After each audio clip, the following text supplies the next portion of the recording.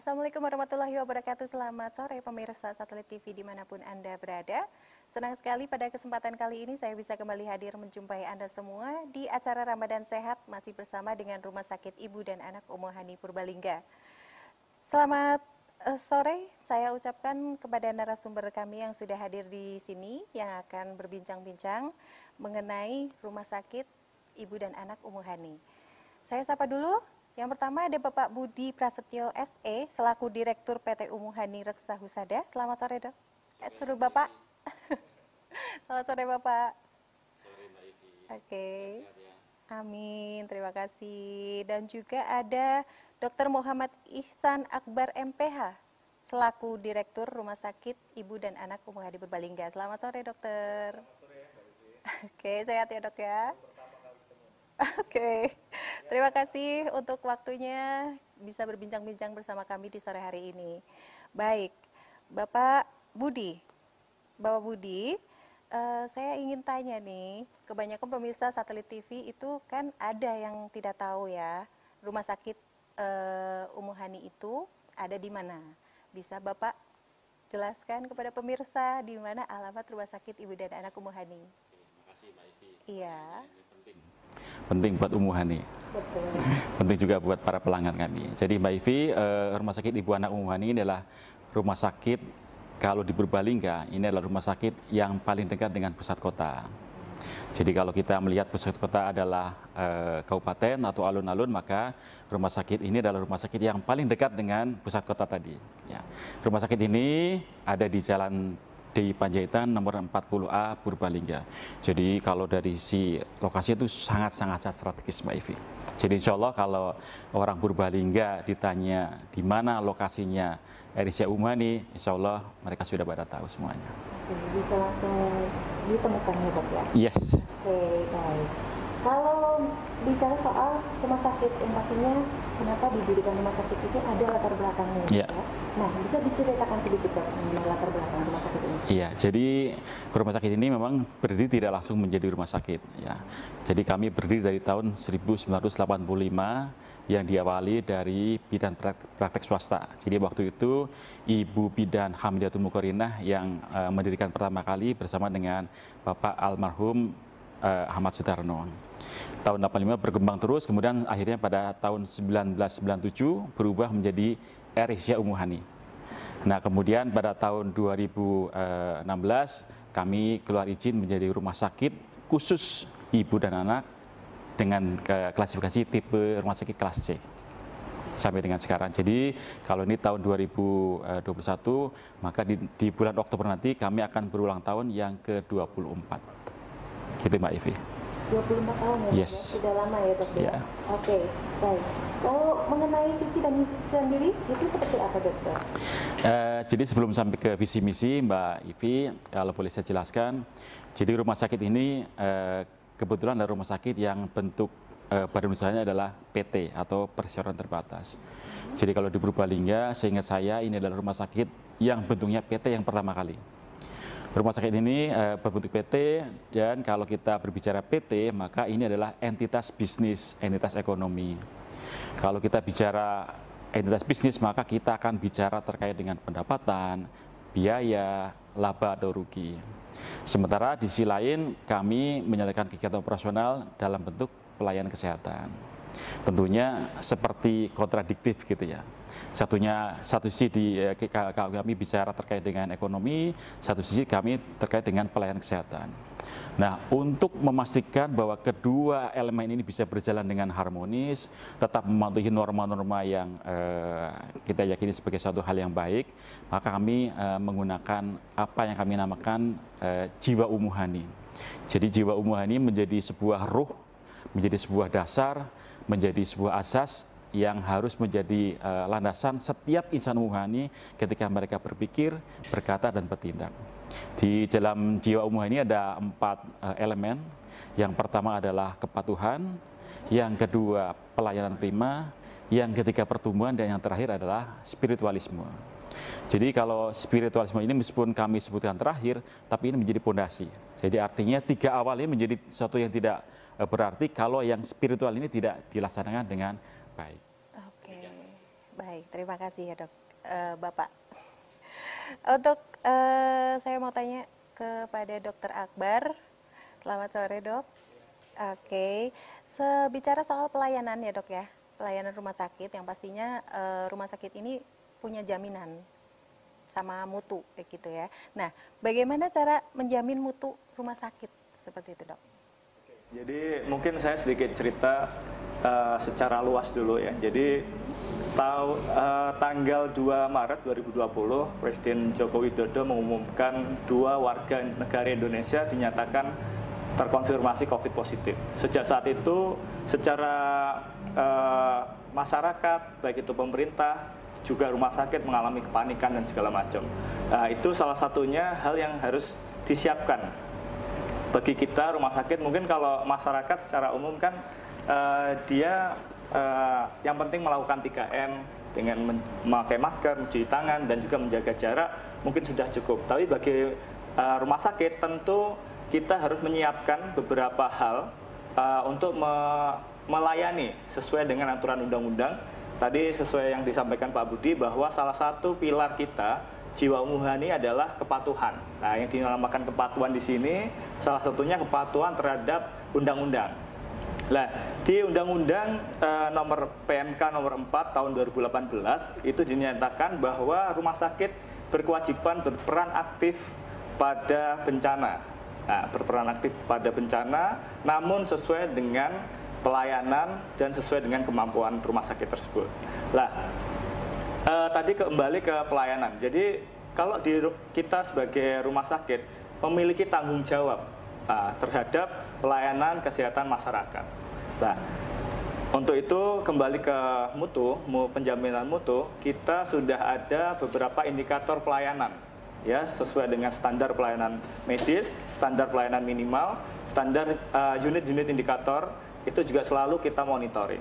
Nah, salah satu upayanya adalah kita menentukan indikator pelayanan, kita menentukan standar pelayanan, dan juga beberapa prosedur, beberapa SPO yang akan menjamin pelayanannya dan pelaksanaannya bisa terimplementasi dengan baik. Gitu. Jadi itu senantiasa dimonitoring. Jadi ada monitoring, indikator unit, indikator mutu, itu senantiasa kita monitoring. Oke, demikian ya dok ya penjelasannya ya dok ya. Baik, terima kasih dokter. Sepertinya kita harus jeda pariwara dulu ya dok ya. Nanti kita akan lanjutkan lagi bincang-bincang kita. Dan pemirsa di rumah jangan kemana-mana, tetap di acara Ramadan Sehat bersama RSIA Umuhani Purbalingga. Kita akan kembali setelah jeda pariwara berikut ini.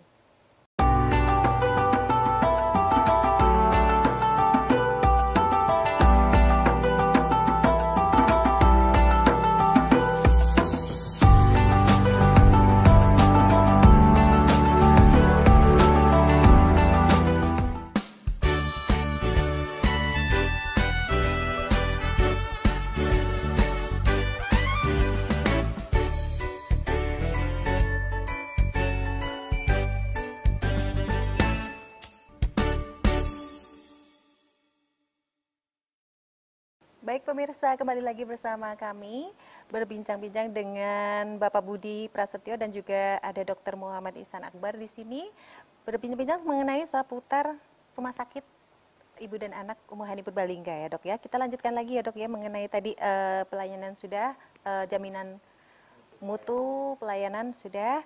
Sekarang saya mau tanya bagaimana alurnya untuk saran dan kritik yang pastinya itu kan penting sekali untuk membangun rumah sakit ini ya dok ya. Bagaimana dok? Bisa dijelaskan? Oke, terima kasih Mbak Ivi. Pertanyaan yang bagus ini ya, pertanyaan yang sangat menarik bagi kita semua. Jadi salah satu yang mungkin perlu diketahui bahwa memang masyarakat, pasien sekarang kan sudah sangat lebih kritis daripada yang dulu. Dan memang hak pasien. Jadi pasien kritis itu tidak salah. Itu memang haknya mereka, haknya beliau untuk bisa menyampaikan pendapat. Kalau dulu memang kayak dokter center care, kalau sekarang pasien center care. Artinya yang jadi senternya, yang jadi pusatnya adalah pasien. Nah, sehingga rumah sakit tentu kita harus sangat lebih terbuka terhadap masyarakat, baik saran dan kritik.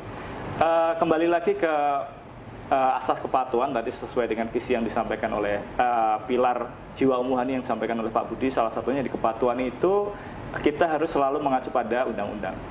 pada Undang-Undang PMK nomor 4 tahun 2018 itu disampaikan kewajiban rumah sakit salah satunya adalah menjamin dan melindungi hak-hak pasien. Nah, hak-hak pasien itu apa aja? Salah satunya tadi terkait tentang pemberian informasi dengan benar dari rumah sakit, terkait tentang saran, terkait tentang kritik, menyampaikan keluhan, itu adalah bagian dari hak-hak pasien. Nah, di situ kita tentu sudah menyiapkan beberapa mekanisme yang mempermudah bagaimana pasien itu melakukan sebuah saran, menyampaikan informasi dan segala macam. Ada lewat offline dan online. Tentu sekarang kita udah era teknologi, dengan online pasti kan harus terfasilitasi juga kan. Jadi ketika andaikan ada problem di sebuah pelayanan, di Bangsal atau di IGD atau dimanapun, tentu disampaikan petugas terlebih dahulu. Ya, petugas terlebih dahulu, baru setelah itu kepala ruang, nanti ada case manager. Saya pikir sekarang kita udah ada sistem akreditasi di mana semua rumah sakit seluruh Indonesia, apapun dimanapun pasti ada case manager salah satunya. Karena itu sebagai sebuah person yang bertanggung jawab terhadap pelayanan pasien selama pasien itu berkunjung. Nah, poin-poinnya, pertama kita menyediakan kotak saran.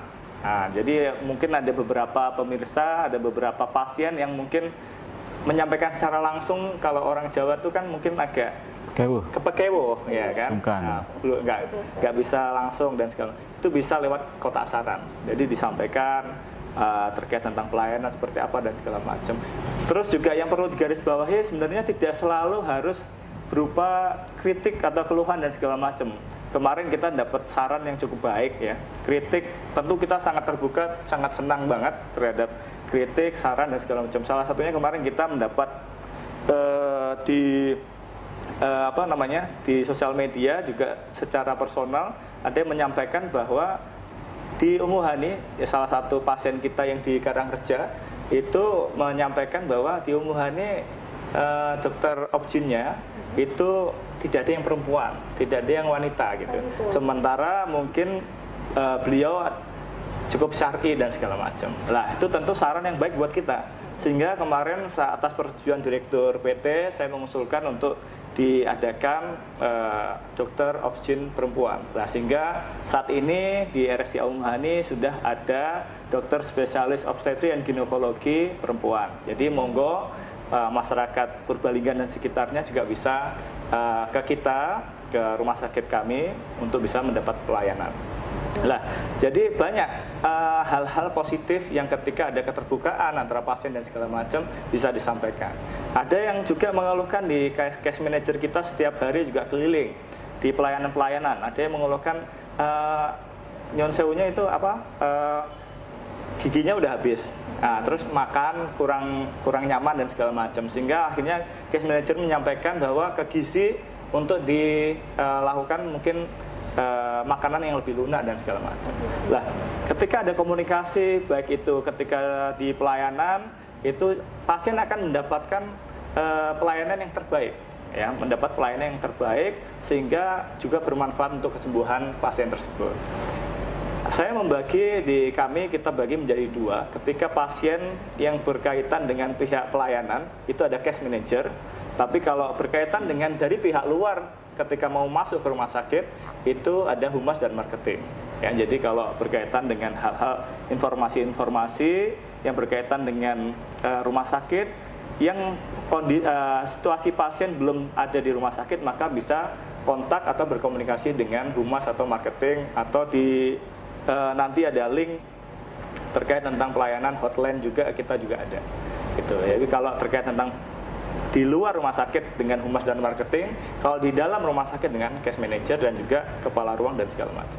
Oke, yang pastinya memang yang namanya saran dan kritik itu sangat membantu ya. Oke, itu demi kemajuan rumah sakit juga tentunya.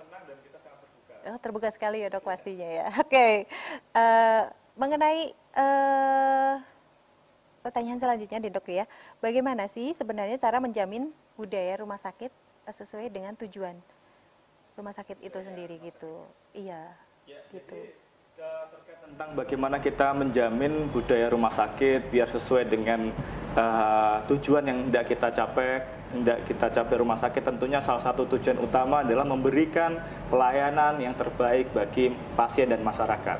Ya, tadi salah satunya yaitu tadi alhamdulillahnya di kami dengan arahan dari Direktur PT sudah ditetapkan jiwa umuhani tadi. Ya, ada 4 pilarnya, salah satunya kepatuhan, terus service excellent atau pelayanan prima, terus yang ketiga terkait pertumbuhan, dan yang keempat spiritualisme. Nah, itu landasan yang hal yang sangat fundamental untuk bisa selalu kita terapkan. Ya, salah satunya ketika kita ambil contoh di spiritualisme itu. Jadi kita membentuk bagaimana spiritualisme ini bukan sekedar slogan, tapi harus kita implementasikan. Dengan cara apa? Salah satunya kita sudah menerapkan penilaian karyawan, karena kami di institusi yang Islami ya, kita di karyawan salah satunya diwajibkan sholat 5 waktu. Nah, dan itu masuk di penilaian kinerja karyawan. Salah satunya spiritualismenya kayak gitu. Karena semua harus terimplementasikan gitu. Apa yang sudah menjadi arahan dari Direktur PT, saya sebagai Direktur Rumah Sakit menerjemahkan dan mengimplementasikan dalam bentuk kegiatan, program, dan desain sistem tertentu untuk bisa memberikan pelayanan kepada rumah sakit dan pelayanan kepada pasien secara lebih baik. Oke, demikian ya Dok ya. Baik Dok, sepertinya kita harus jeda dulu ya Dok ya. Nanti kita akan lanjutkan lagi bincang-bincangnya. Untuk pemirsa di rumah jangan kemana-mana, tetap aja di acara Ramadan Sehat bersama dengan RSIA Umuhani Purbalingga.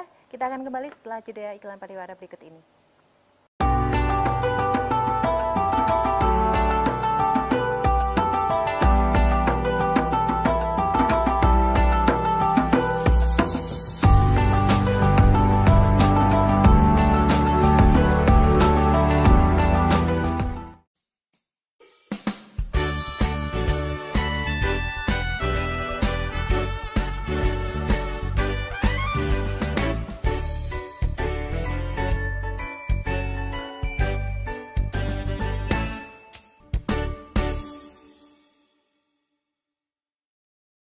Baik pemirsa, terima kasih masih bersama kami di acara Ramadan Sehat bersama dengan RSIA Umuhani Purbalingga. Kita akan lanjutkan lagi bincang-bincangnya, masih ada di sini dengan Bapak Budi dan juga Dr. Akbar. Kita lanjutkan lagi ya Dok ya. Tadi mengenai visi dan misi yang belum selesai ya Dok ya, silahkan dilanjutkan kembali. Iya Bapak. Ya, jadi kita lanjutkan Mbak Ivi tadi, sebelum visi misi sudah menyampaikan terkait dengan jiwa umuhani.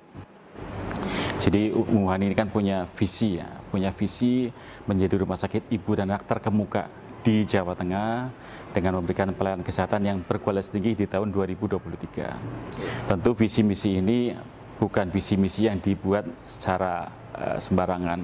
Ada cita-cita besar yang ada di sana. Pertama terkait dengan bagaimana kami punya cita-cita menjadi rumah sakit yang tidak hanya berkiprah di Purbalingga, tapi sudah merambah ke regional Jawa Tengah. Kenapa kami harus melakukan seperti ini? Karena kami punya kesempatan, kami punya kemampuan, kami punya potensi untuk ke sana. Dengan cita-cita yang tinggi tersebut, harapannya kami terus terpacu untuk terus memperbaiki kualitas pelayanan umuhani. Tadi disampaikan secara detail oleh Dr. Akbar terkait dengan bagaimana kami menjaga mutu pelayanan rumah sakit. Jadi visi misi ini menjadi satu penting karena agar kami punya tujuan ya, punya arah yang jelas terkait kemana arah umah ini akan menuju. Tapi perlu dipahami juga bahwa rumah sakit adalah satu institusi yang syarat regulasi. Tapi juga kita perlu ketahui bahwa rumah sakit juga memiliki ketergantungan terhadap kebutuhan para pelanggannya. Jadi kami harus betul-betul bisa memahami apa yang menjadi kebutuhan para pelanggan kami, tapi tetap harus sesuai dengan regulasi. Nah, inilah tantangannya. Kenapa sekarang di rumah sakit banyak profesional yang masuk ke arah sana selain dari profesi kedokteran. Jadi sekali karena di dalamnya syarat-syarat dengan regulasi. Nah, kembali kepada visi yang umuhani tadi. Jadi kami di sini berbagi peran. Kami di PT lebih banyak berperan terkait dengan bagaimana secara entitas usahanya, bisnisnya, sementara di rumah sakit lebih banyak terkait dengan pelayanan kesehatannya. Nah, sekali lagi bahwa karena kami harus satu patuh pada regulasi, di sisi lain kami juga harus memenuhi kebutuhan pelanggan yang terus berubah, terus meningkat, maka kami kepingin agar duanya bisa serasi, ya bisa serasi, agar jangan sampai satu mengorbankan yang lain. Kami ingin pelayanan bagus, tapi regulasinya disampingkan atau sebaliknya, sehingga kami berkolaborasi dengan teman-teman di rumah sakit kita.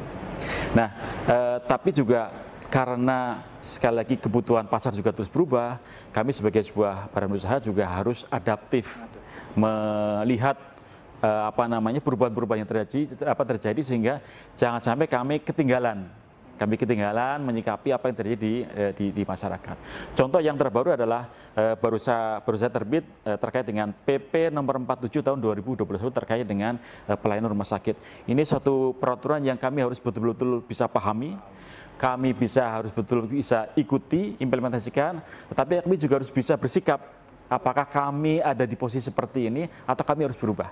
Nah, kira-kira seperti itu. Jadi memang di dalam rumah sakit ini banyak hal yang sangat kompleks, saling mempengaruhi, tapi yang jelas insya Allah Ummu Hani dengan cita-citanya, visinya, dengan tim yang kami miliki, insya Allah kami bisa memberikan pelayanan terbaik untuk para pelanggan rumah sakit Ibu Anak Ummu Hani. Oke, baik Dok. Terima kasih untuk penjelasannya ya.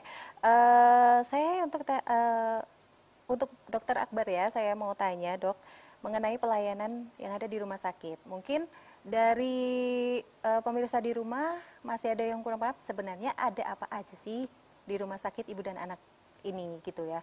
Atau mungkin cuma mencakup soal ibu dan anak atau mungkin ada hal lain seperti itu Dok. Bisa dijelaskan Dok, silakan.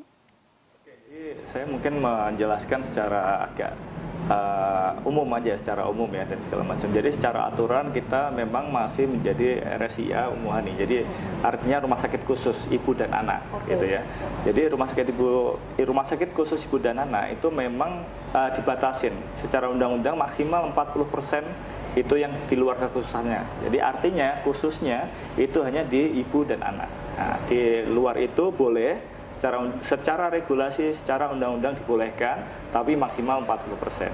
Nah, tentu di kami karena kita fokusnya di ibu dan anak, tentu kita ada pelayanan obstetri dan ginekologi, kita ada pelayanan spesialis anak, ya spesialis anak. Terus juga di luar khususnya kita ada penyakit dalam, kita ada bedah. Ya, mungkin banyak nih pemirsa yang mungkin di luar sana. Mungkin ketika ada pasien penyakit dalam kemana gitu, mungkin di RSIA Ummu Hani dipikirnya tidak ada. Bahkan kemarin memang polinya kadang cuma seminggu 1 atau 2 kali. Nah, dengan adanya saran dan segala macam dari beberapa pemirsa dan segala macam, kita akhirnya kita tambahkan ya, poli penyakit dalam sehingga hampir selama 1 minggu itu ada terus ya. Jadi namun tentu kita tetap memperhatikan sesuai dengan aturan regulasi maksimal 40% gitu. Jadi kita ada penyakit dalam, ada bedah, ada THT gitu, ada anak dan juga ada obgyn gitu, obstetri dan ginekologi. Fokus kita itu areanya.